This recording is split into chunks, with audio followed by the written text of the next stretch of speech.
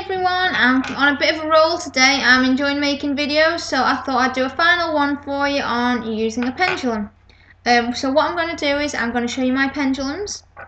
I'm going to read to you how my book says to use a pendulum, and I'll tell you what I do different. So I'll show you the first pendulum I ever got, which was this one. See it? It was a necklace. But it came as a necklace slash pendulum, and it did have like a square card where you'd ask questions and whatever it landed on was the answer. But I find this has got quite a lot of my energy in it. I've had it since I was about 12, so I love that one.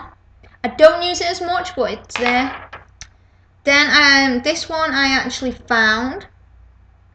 It's a different sort of shape for a pendulum. So this one I found in a box in my mum's house, and it is a very good pendulum, and it's got a lot of energy in it as well. I love it. I love my pendulums because they seem to have a lot of my own energy in them. This is the first one I officially bought, and I got this from eBay.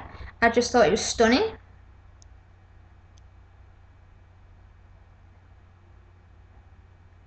There it is. And it's got a little pentagram on it. Pentagram. It would stop. There it is. And this one I love. I've used this one a lot. This one is the main one I use. About 2 weeks ago I bought this one.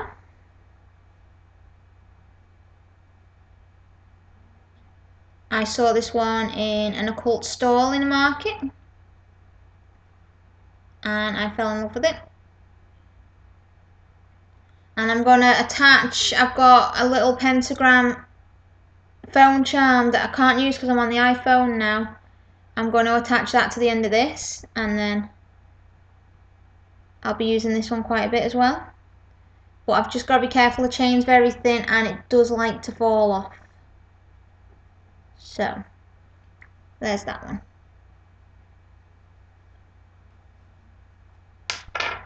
So, a great way to use the power of rock fairies is to work with a pendulum. Choose a crystal pendulum that appeals to you. Good ones to try are clear quartz, rose quartz and amethyst. I've seen some beautiful amethyst ones, but they are quite expensive because the amethyst is quite heavy in them. Once you've chosen your pendulum, learn how to use its power.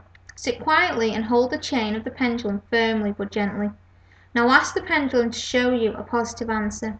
Note the way the pendulum moves. This means yes. Now do the same for the negative answer, and the changing direction will give you the answer now. Now that you know how your pendulum moves, for yes and no, this could be different for everyone though, you are ready to use your divination.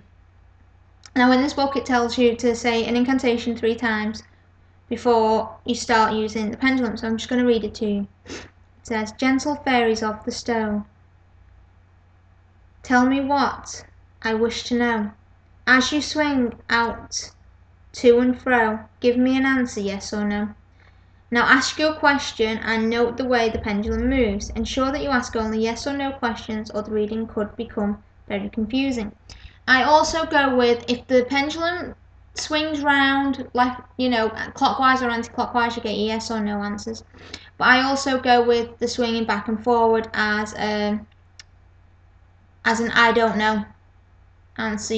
One of them like unsure or ask again answers, where you can't get the yes or the no from it. So that is a bit about pendulums. But what I usually tend to do, I've never said the incantation, the charm, before using them. I'm in a quiet room, candles lit, or if not, just focus on the pendulum, focus my energy. I hold it between my thumb and my index finger on my power hand, arm outstretched, and then I ask my questions. So basically that is how I work with pendulums, and a bit about pendulums and fairy magic, and I hope you've enjoyed this video, and bless it be.